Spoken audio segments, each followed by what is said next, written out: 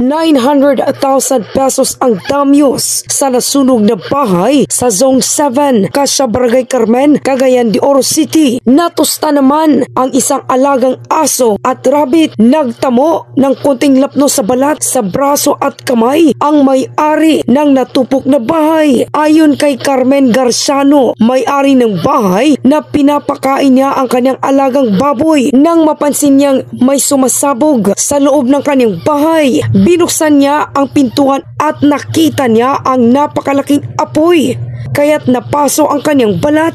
Sa takot ay kinarga niya ang kanyang baboy upang mailigtas. Wala ni isang gamit na nasalba ang pamilyang Garciano, kahit ang kanilang renter. Di pa matukoy ni FO3 Daniel Von Cayetuna, Shift Supervisor ng Carmen Fire Station 3, kung may kinalaman sa faulty wiring ang sanhi ng sunog.